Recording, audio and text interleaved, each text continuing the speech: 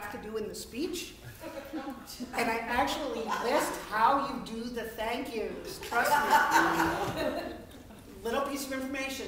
You know the speech is coming up. If you're ever at a bar about mitzvah with me, you know the speech is coming up when I get up to go to the bathroom. So, my story. I'm always struck by the idea of a spiritual journey because part of my job is to, in fact, help people find, young people, children, find their spiritual journey. I give them the tools to figure it out. That's what a religious educator does. But I have this ongoing argument with a religious educator on the West Coast because he thinks of the spiritual journey like the AAA triptych. You guys know what a triptych is? You can get them online now, that's so cool. But the thing is that if I'm going to Montreal with a triptych, I know that Montreal exists, and I know kind of where it is. With our spiritual journeys, there's no there, it's always changing. So let me tell you a little bit about what's happened to me. I grew up in a large Catholic family. My father worked at a seminary. Yeah, you can laugh. My first babysitters, if you will, when I'd go to visit my father at work, were the young men who were studying to be priests.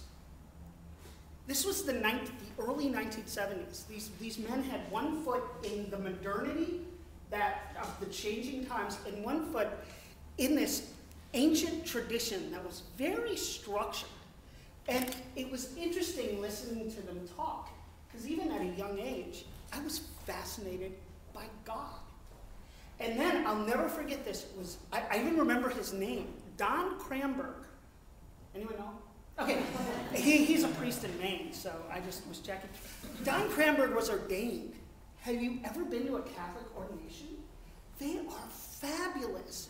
It's fantastic religious theater. And that was God for me. I wanted that. But then I got a little older, and I became a little more questioning. I started reading the Bible and finding things that were sort of, wait a minute, this doesn't really link up with this, and this doesn't. And so I started asking questions. And the local parish priests were like, I'm sorry, those aren't the kind of questions we want to answer right now. So I went through high school totally with doubt. And there was just something about Catholicism and probably Christianity in general. But even with the whole God concept of a personal God reaching down into my world and playing with it. See, I lost my father at an early age. We went into severe poverty for a while. There were a lot of things. I was trying to be a nice guy, and yet I turned into a joke for a minute, and I didn't know how to rectify that. So what I did is I started crawling around in the text. Started saying, wait a minute, I don't really get this. This isn't working for me. So what did I do? I went to a Jesuit college because I figured, why not give it another try?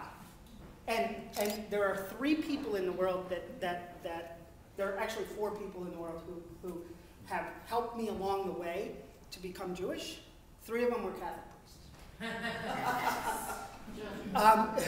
They were all Jesuits. And I won't say their names because they'd be embarrassed by this.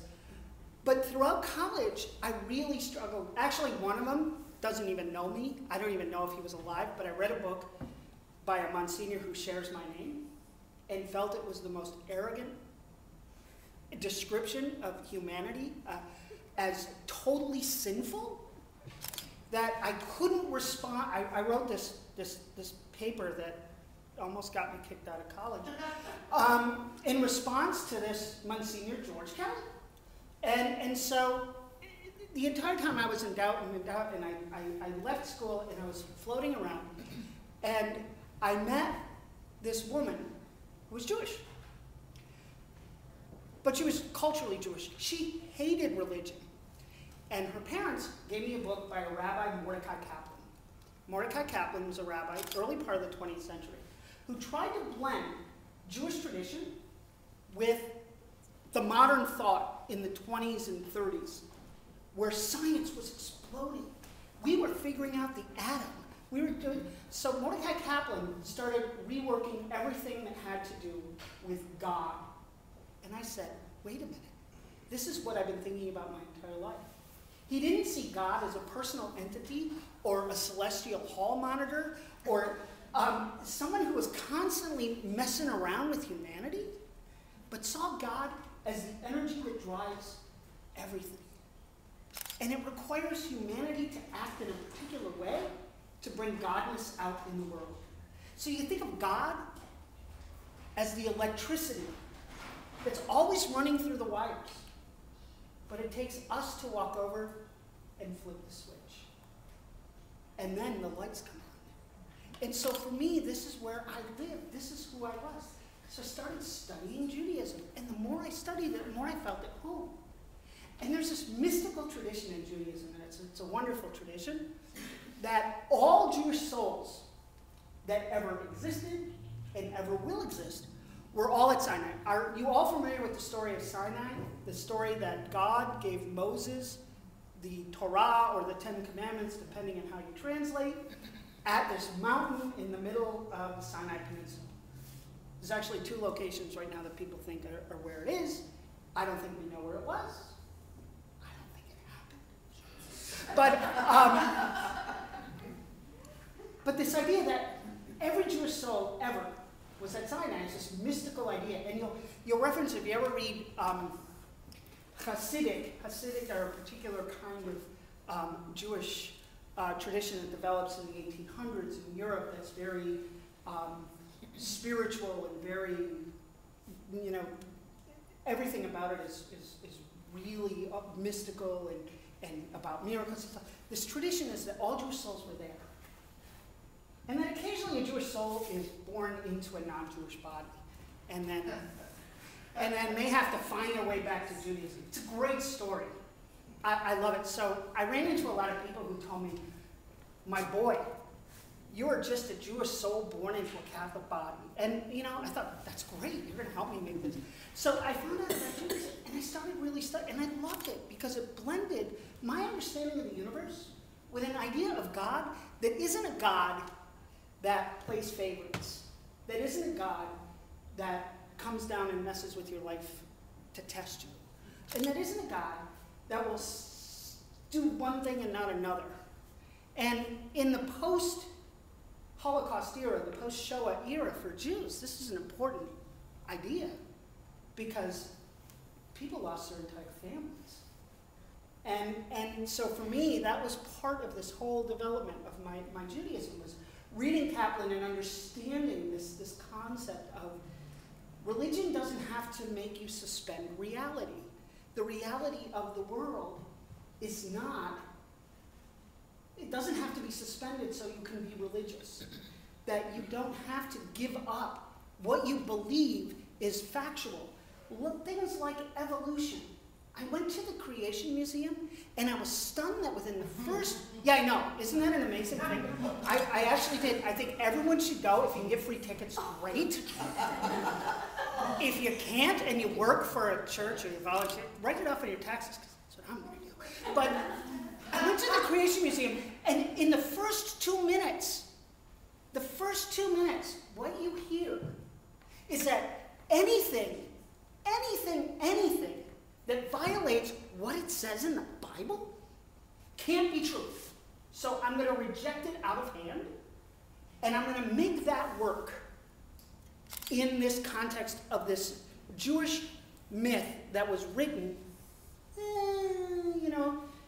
let's say 3,500 years ago.